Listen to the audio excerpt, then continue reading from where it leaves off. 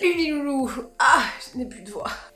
Salut les loulous! Aujourd'hui, je vais vous faire un maquillage complet de A à Z, du teint jusqu'au mascara, avec uniquement des produits à petit prix. Oui, c'est la semaine spéciale, ton banquier va être content pour une fois.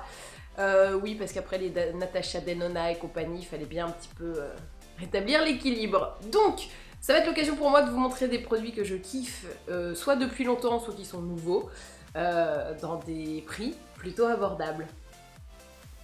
Pour moi, le fond de teint pas cher et absolument génial, c'est le Elsie Mix de Bourjois. Je ne m'en sépare pas. Alors, j'ai envie de vous dire, qu'importe son prix, moi je serai toujours accro. Je trouve qu'il me fait un teint de malade, complètement lumineux, naturel. Bref, je le surkiffe. Donc, c'est parfait, ça rentre du coup dans cette vidéo pour maquillage parfait à petit budget.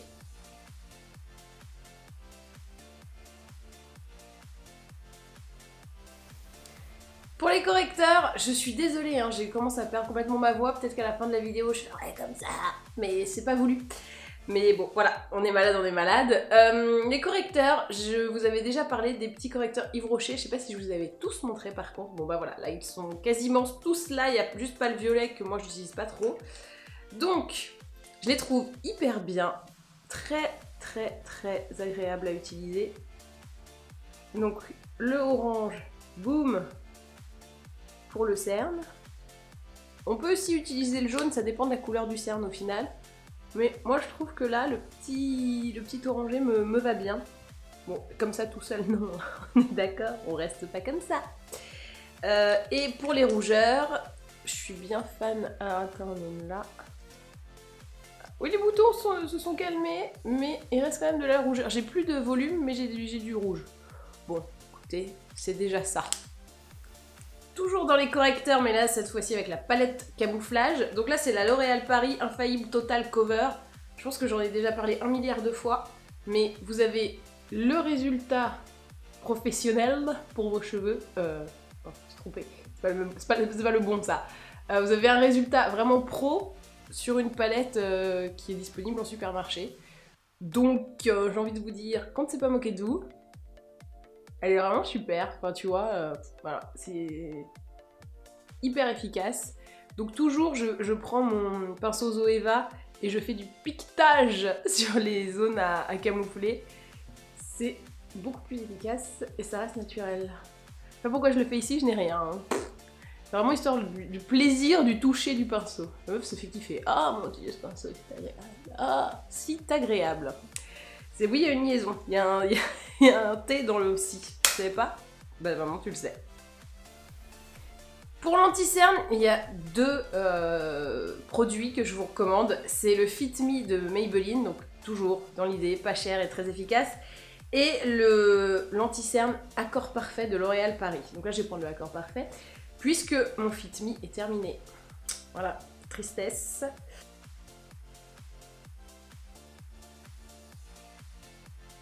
Mais par contre, j'ai la poudre Fit Me, yeah! Alors j'ai eu beaucoup de mal à trouver une poudre compacte ou libre, pas chère et bien. Et finalement, quand on aime une gamme, on peut se dire que tous les produits de la gamme sont potentiellement pas mal.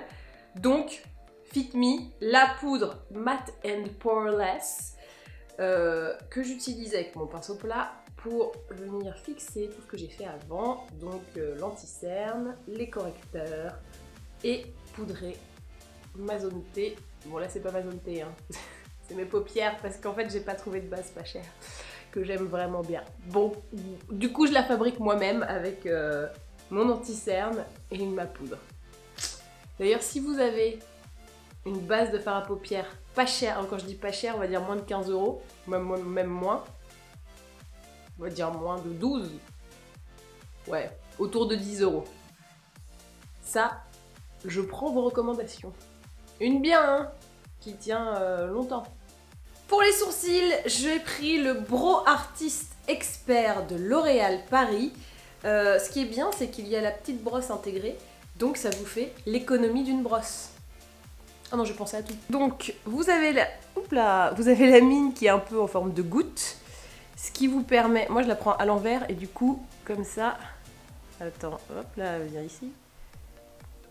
Moi je la prends à l'envers. Ça me permet de faire quelque chose de plus naturel et plus léger que si je prenais d'abord le côté... le bas de la goutte quoi, le gros gouttage. Hop, je remplis. Alors, on est d'accord que cette couleur est absolument parfaite. Elle s'appelle, pardon, le 107 Cool Brunette, car je suis une brunette cool. Pour le blush, j'utilise un grand classique, les petits blushs de Bourjois. Là, c'est un peu une version modernisée, c'est les Duo Blush Farajout Duo Sculptant. Et là, c'est la teinte 02 Roméo et Pitchette. On a de l'humour chez Bourjois. Alors, ce que j'aime bien, hop, c'est que tu peux mélanger les deux couleurs ou te faire un genre de draping ou contouring-like avec ce blush qui est 2 en 1. Moi, personnellement, je mélange les deux couleurs et je mets tout sur le même visage, sur la même zone du visage. Bonjour, j'ai 3 visages. Donc, voilà, c'est les bons petits blushs de Bourjois, des grands classiques, qui ne nous ont jamais trahis. Vous connaissez ma passion actuelle pour l'highlighter, genre j'en mets tellement que je pourrais... je crois que je transpire de l'highlighter maintenant. Mon cher préféré c'est le BK et en même temps je me dis j'utilise tellement souvent, il est sûrement très vite rentabilisé, mais bon, je tiens le principe du maquillage pas cher et je prends le Crushed Foil Metallic Highlighter Illuminateur de L'Oréal Paris qui est aussi pas mal. Bon, il est moins zinzin que le BK, mais le BK pour moi il n'y en a aucun qui a réussi à l'égaler, mais on arrive quand même à avoir des trucs pas mal ailleurs. Vous voyez, là on est moins sur une brillance outrageuse, mais sur quelque chose d'un peu plus normal en fait. Mais j'ai tellement l'habitude de me voir avec énormément d'highlighter. Bon là, c'est quand même le job, hein, on est d'accord. Mais quand j'ai un truc genre normal, ça me fait un peu bizarre. J'ai l'impression que c'est un peu genre oui, bon, ok. Alors que c'est pas ok, c'est quand même beaucoup en vrai. Donc par rapport à rien. Hop, et toujours la petite touche sur le nez, ici, pour rajouter un peu de lumière. C'est léger, hein, c'est vraiment... Je fais pas un contouring de nez, c'est pas mon délire. Pour les yeux, il y a 2 palettes que je trouve hyper bien en ce moment dans les petits prix. C'est la Cherry Mon Chéri de L'Oréal Paris. Alors, totalement les couleurs tendance que j'aime en plus en ce moment. Et la deuxième, c'est la Total Temptation de Maybelline. Et le doigt dessus. Donc on a de l'highlighter au milieu au cas où. Hein, c'est toujours utile. Et moi j'utilise plutôt cette partie-là que cette partie-là, même si là il y a un noir mat qui est pas... Bon, on va dire qu'il est en vrai gris-gris très foncé. Gris-gris, il est gris très très foncé. Voilà. Je répète pas les bons mots. Mais bon, voilà, ça peut être bien aussi d'avoir cette espèce de gris-gris. N'importe quoi. Alors, je vais faire peut-être un mix un peu avec les deux, je sais pas trop, je vais me laisser porter par l'inspi. Alors, je commence avec... Ah, on aime bien faire ça. Petit creux de paupière bien orangé. Ah là là, tout de suite ça... Bah, ça pop quoi. Alors, c'est toujours mon pinceau creux de paupière alias pinceau peintre de Loeva, qui pour le coup sont des pinceaux pas trop chers. Hop, je prends ensuite celle-ci, qui est très irisée.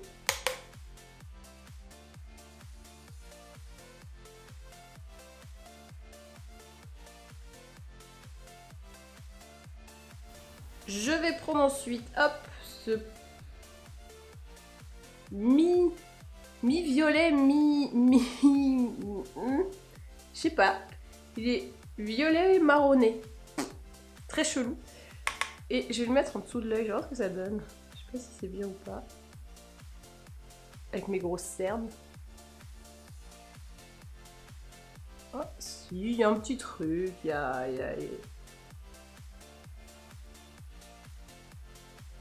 Si avec le reste du make-up ça ira. prends ensuite, hop, le marron. Et je le mets avec le pinceau boule en creux externe. Et je viens dégrader avec mon petit pinceau peintre. Juste histoire de créer un peu de profondeur. Pas... un peu de profondeur. Je vais passer maintenant à l'eyeliner. Parce que là, si je reste comme ça me fait vraiment les yeux qui droupillent. Et c'est pas le but. C'est le Ultra Black Slim de Bourjois. Je le trouve hyper bien. Alors, je trouve qu'en eyeliner, pour le coup, il y a plein de trucs hyper bien, pas chers. Genre les L'Oréal et Bourjois sont vraiment top pour le coup. Et ils sont vraiment au niveau des marques chères. Donc, bah, autant se faire plaisir, hein.